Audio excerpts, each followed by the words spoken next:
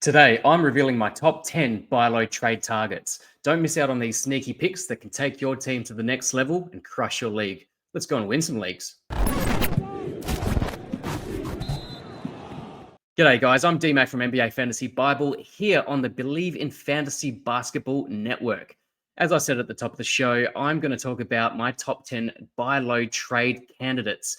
Some of these are pretty obvious, very much underperforming players at the moment. It's only been 2 weeks, so a lot of knee-jerk reactions. I'm getting a lot of questions on Twitter about some guys and dropping some guys, and that just indicates to me that a lot of these guys are buy lows, or you could perhaps even get them off the waiver wire. Okay, top 10 buy lows. But before we get into my top 10 buy lows, I'll take you through the top 10 most traded players on Yahoo. So it's what you guys are doing, but it's also what you're seeing in your leagues as well. Some of these I will talk about and touch on today. However, a lot of these are also sell highs. Check that show out as well. I'll do that very shortly, but I'll take you through the buy lows first. Starting with number 1, Desmond Bane. Spoiler alert, I will be taking you through Desmond Bane, some of his numbers. He is a buy low and a top 10 buy low, in my opinion. I wasn't really high on him coming into this season. However, he is very much underperforming at the moment, so he's definitely on the buy low target list. Number 2, VJ Edgecombe, definitely a sell high. I won't go into too much detail, but Paul George still needs to return. Joel Embiid is ramping up minutes and usage as well. VJ's been outstanding, and by no means are you going to undersell him. But if you can get yourself a top 50, top 60 type of guy, I would do so right now. Number 3 is Jaylen Brown. We know about the deficiencies in 9-cat. However, he's putting up some fantastic popcorn numbers. He's a sell high. Number 4, Stephon Castle. We saw Dylan Harper unfortunately go down. It looks like he may miss some time with a calf issue. That should help Stephon Castle. However, De'Aaron Fox is due to return fairly shortly for the Spurs. So people perhaps are getting ahead of that, but I still think that Stephon Castle will still have some nice value while Dylan Harper is out. Domantas Sabonis is number 5. He's started out the season pretty slowly, but coming back really nicely, putting up some fantastic numbers at the moment. Number 6 is Josh Hart. He was widely dropped. I think I may have even dropped him in one of my leagues, but he put up a much better performance last night. I don't think he's necessarily a must-hold. However, people are still trading for him and trading him away. So that is interesting to say the least. Number 7, Drew Holiday. He has had a bit of a renaissance in his older years, but he's really leading that Trailblazers team with aplomb. He's been fantastic. So perhaps people are getting ahead of the game in terms of Scoot Henderson returning fairly shortly. So Drew Holiday may lose some value there once Scoot does return. Number 8, Pascal Siakam. He's been dominating points leagues, has been hurting you in category leagues. However, Indiana Pacers season is sort of going downhill. They had a bit of a surprising win the other day. However, I would be looking to sell high, particularly in those points league situations. A bit tougher to sell high in a category league, but you should be able to convince someone to do so, because I do have grave fears for the Indiana Pacers moving forward. Number 9 is Amen Thompson. Yes, another spoiler alert. We will talk about Amen Thompson very shortly in our buy lows list. And number 10, to round out the top 10, is Bam Adebayo. Now, getting into my top 10, starting with Derrick White. Pretty obvious one. He's putting up good numbers except for the shooting. Now, the field goal percentage is really, really hurting him. 30.8% from the field. Free throws are great. The threes are fine. The threes will come up as soon as he starts hitting those shots, and I think that that's something that he can turn around relatively easy. The points are obviously low because he's not able to hit from the field, but everything else seems to be pretty on par with what we expect of Derrick White. The minutes are good. The usage is good. The stocks are fantastic. Turnovers as well is nice and low. 9-cat 91st, 9-cat -1 49th, obviously taking away the poor field goal percentage. And in a points league, 66. I think you can be much better than this. So this is the time to strike. Go and get yourself some Derrick White. Next one, his teammate Payton Pritchard. Similar situation, just can't buy a shot at the moment. The field goal percentage, just like Derrick White, is in the low 40s. That's going to come up, but we're not seeing the three-pointers that we're used to seeing from Payton Pritchard. We saw over 3 three-pointers per game last season as a sixth man for the Celtics. He's not quite in rhythm. He's not quite finding his shot, but I think that will come. He's getting some fantastic minutes, decent usage as well. So Expect that to turn around relatively quickly. He's put up some better performances recently, but still not able to have that breakthrough game. I expect that to come very shortly. So go and get yourself some Payton Pritchard. 9-cat 113th, 9-cat minus 1 116th, and in points leagues 73rd. So that's something that we're not quite used to from Payton Pritchard. High efficiency guy. So I expect that to turn around very, very quickly. Next one, Myles Turner, another obvious one, particularly those that are in category leagues. We expect more from him. The blocks numbers are okay, but it's really the shooting percentages that have let him down. So less than 40% from the field, 50% from the line, not super huge volume from the line. However, 50% is a lot less than what we're used to from Myles Turner. The points are really low. We're not going to get huge rebounds from him, and I think that's been quite the criticism of him throughout his career. But I think the steals can come up as well. So it's the points, it's the shooting efficiency, and it's the steals that can turn around very quickly. I expect him to do so. 9-cat 104th. He was being drafted in the 40s in a lot of drafts that I was in, sometimes even earlier. You may have been able to get him maybe a little bit later, but 104th is not return on investment at the moment.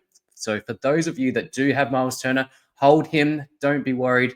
He's going to turn things around. But those that want to get Myles Turner on their roster, now is the time to strike because, like I said, I think he turns things around very quickly.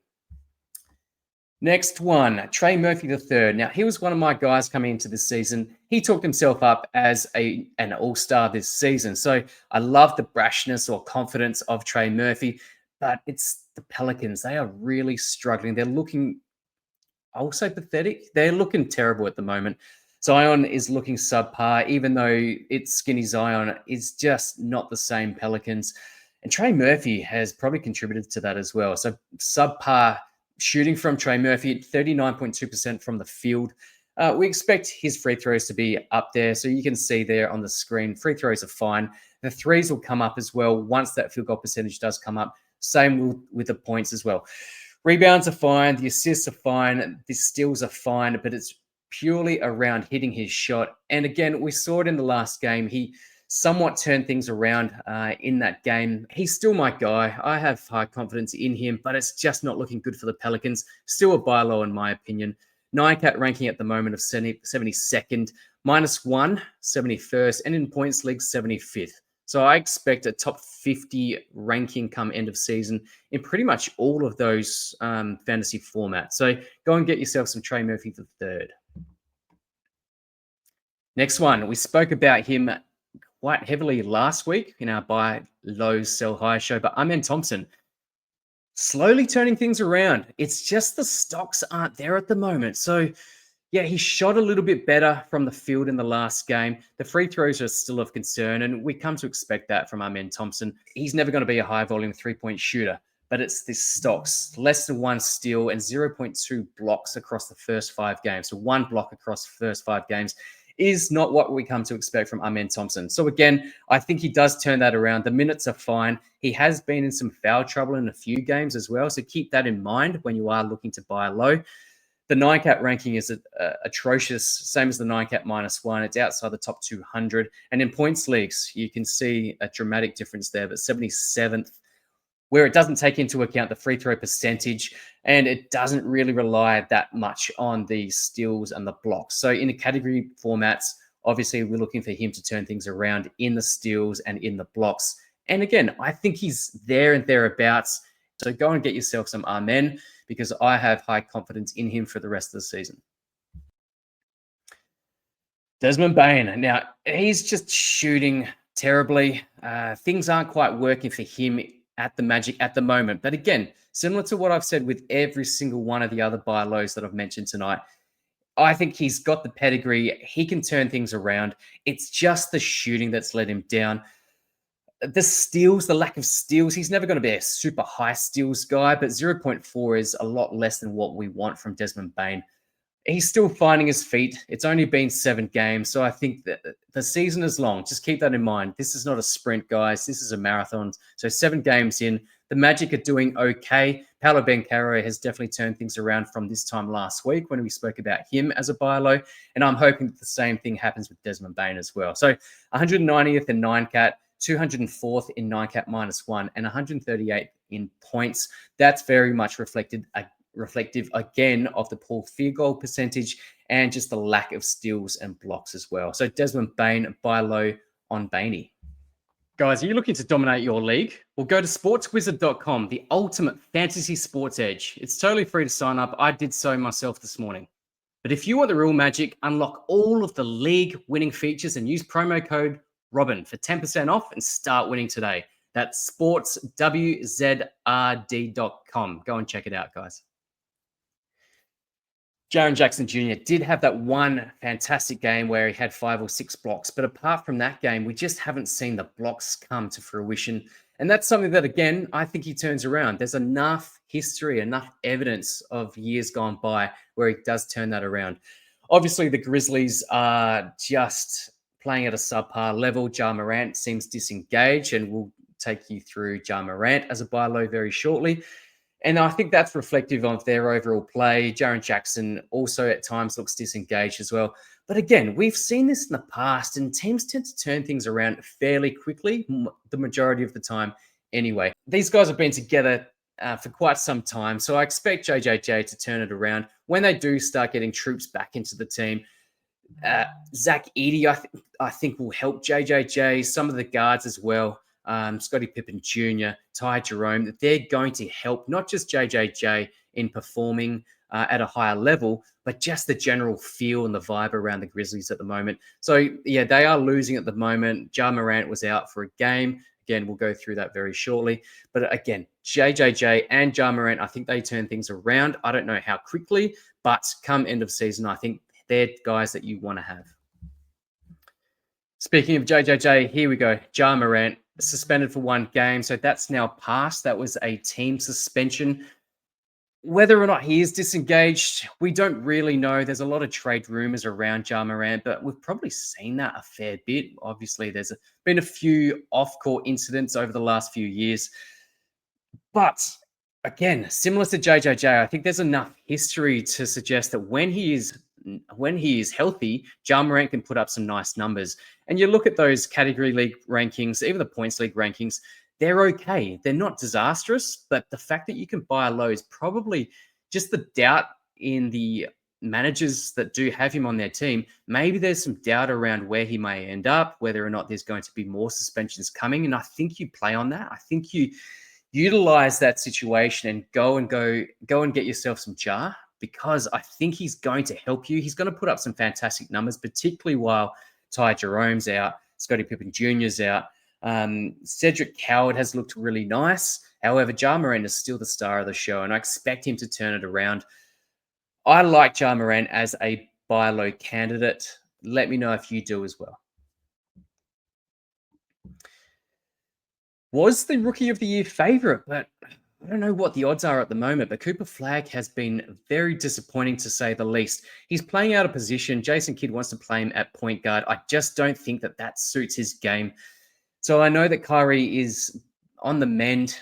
D'Lo had a much better game in the last game coming off the bench. So perhaps they can get a little bit more facilitation, not out of Cooper Flagg, but from a more traditional point guard, allowing Cooper Flagg to play off the ball, which I think is probably going to suit his game style a little bit more. Take some of that burden away from him. Let him have some open shots as well, because that field goal percentage of 37.3% across 6 games, extremely disappointing. We saw him pretty much blank in 1 game, and he put it down to a bit of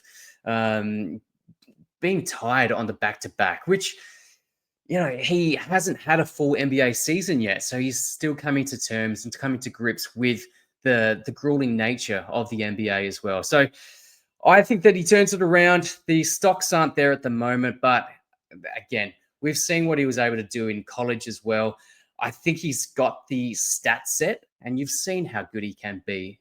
I know it's summer league, I know it's in college, but I think he can translate that across to the NBA. I just think he needs to play more his position. Once that does happen, I do expect that to happen from Jason Kidd at some stage. This seems a bit experimental at this stage, but I think he can turn things around very quickly. The minutes are still there. The usage is fine. It's just the shooting at the moment that's really let him down. The threes aren't there. But I think he can be a top 50 guy. I came into this season really liking where I was taking Cooper Flagg. I don't have enough of him. And if if you're feeling the same, I would go and buy low for Cooper Flagg.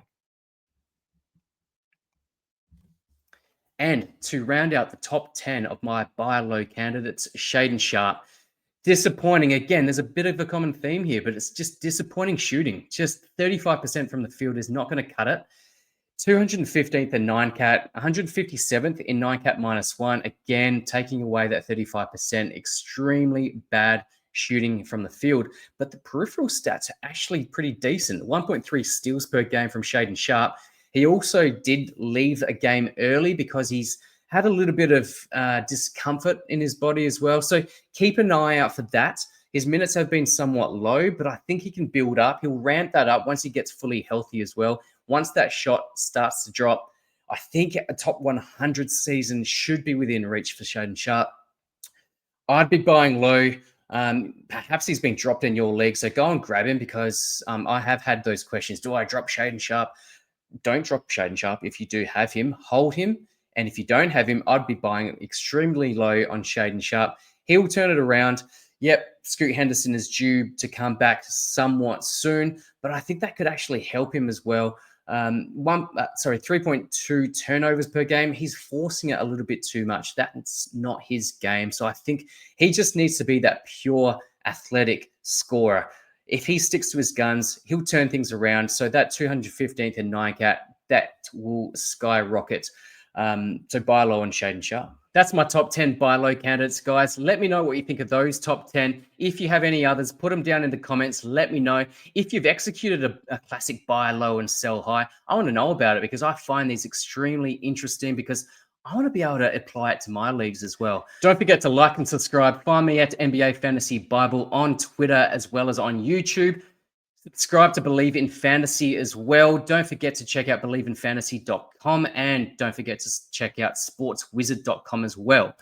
Thanks, guys, and until next time, catch ya.